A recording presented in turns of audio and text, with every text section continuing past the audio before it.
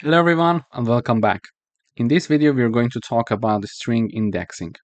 So strings are indexed starting from 0 for the first character. Negative indexing allows you to access characters from the end of the string. For example, -1 is the last character in a string. Let me illustrate it with an example. I'm having a string called word and I'm assigning Python to this string. In the output, I'm printing out two characters indexes. Okay.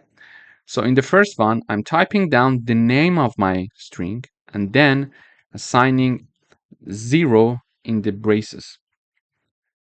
And then I'm having word again here and number -1.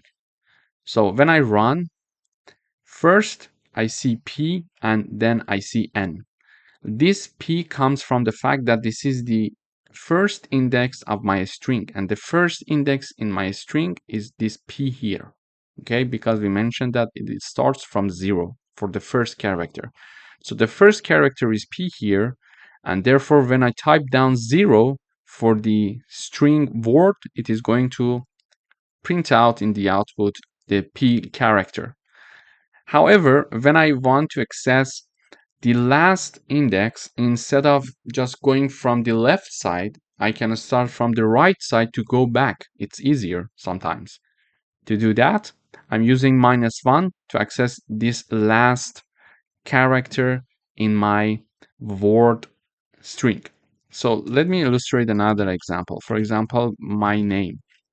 And I assign Reza to my name. So if I print my name,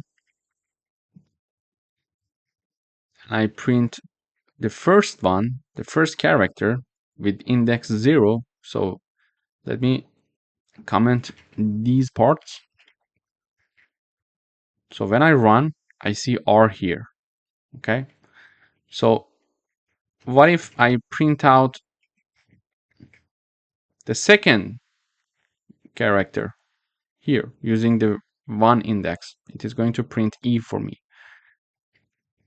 The third one is Z, and the fourth one is A. So the fourth one is A, but we are typing down 3. Why? Because we started from 0. 0, 1, 2, 3. So the fourth one is 3. Okay.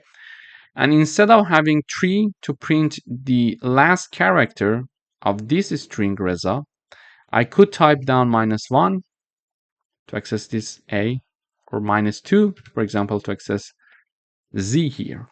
It depends on what we're looking for. But this was a good example to understand string indexing. Thank you for watching.